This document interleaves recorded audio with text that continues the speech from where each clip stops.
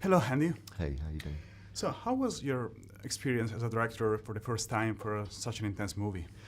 It was an incredible experience because I was telling the story of not just a random biopic. It was a very close personal story. My business partner and co-founder of our studio, the Imaginarium, it's his parents' story, and I just.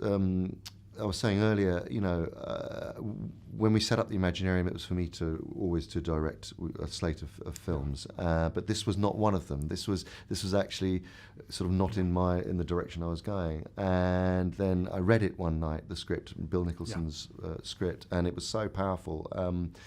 I couldn't put it down. It affected me very emotionally, and I said to Jonathan, "Look, this wasn't part of the plan, but I'd really like to direct it." And he said, "Absolutely, let's do it." So there is a great responsibility I felt, to him and to his family. But it was.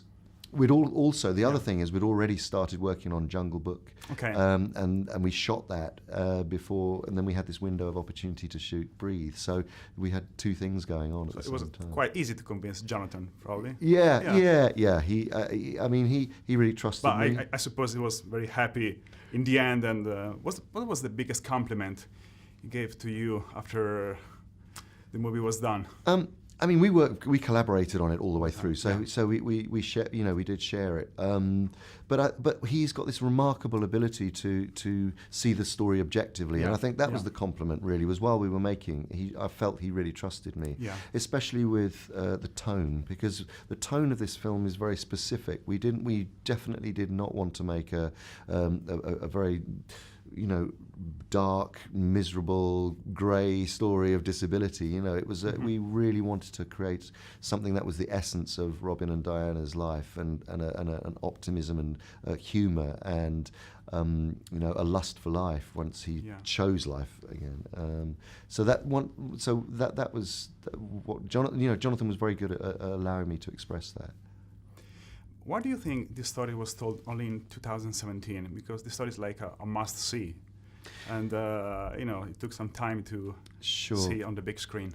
Well, it really required us to find some great actors to come and be part of it, and those actors were Andrew Garfield and Claire Foy, who just that's why this the timing was such that they had a availability to fit in very, very small. We literally raised all of the money very, very quickly, 7 weeks. You wouldn't tell, like, if you watch the movie.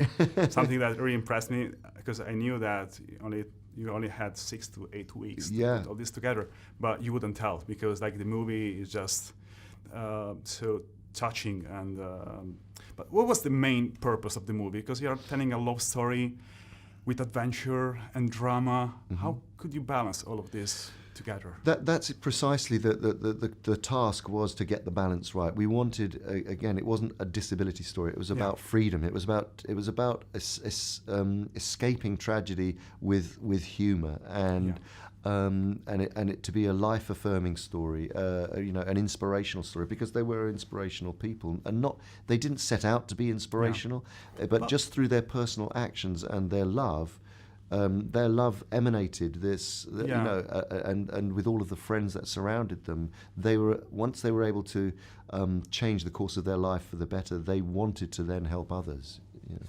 But did you see life from a different perspective now, after knowing, even directing such an intense story? Absolutely. You can't help but be, when something inspiring happens, and this is what we wanted the audience to take away, is that no matter, it's not necessarily about just one love between a man and a woman. It could be a relationship between you and your children, or you and your grandparents, or any person's relationship with friends, whatever. It's about living life to the full, because these people are living 2 minutes away from death, and it's such an intense thing. If we all had to do that, how would we live? And hopefully it is inspiring, because we need inspiring films at this moment in time, where life is very dismal and tough, and people are facing catastrophes from one day to another.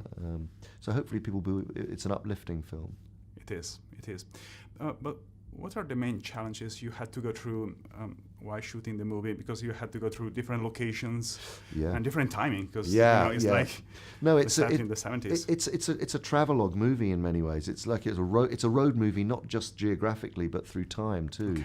Okay. And the framework is the child, and that is, so you travel through, and it's like looking through your iPhone and seeing your children suddenly go from 2 till 15, and you go, how, that's my life, and that's what we wanted to as well bring to the story, was this sense of how important it is to live life, how precious it is, Yeah, and I think this movie will affect many lives. So thank you very much. Thank you. Sicuro di star bene? Scusa, non mi sento molto bene. Non riesco a muovermi. Non respiro. Il virus si contrae dall'aria. La paralisi è irreversibile. O continuo a vivere qui, o mi porti via e forse muoio. Sei con me? Sì. Che stiamo aspettando? Robin lascerà l'ospedale. Nessuno può resistere fuori da un ospedale. Grazie per aver scelto di vivere. Mi è venuta un'idea. Questa sedia respira! Fantastico! Nessuno ha mai creduto che si potesse vivere come te. Dovremmo mostrarglielo. Sto progettando una fuga ancora più grande. Mi hai dato una vita meravigliosa.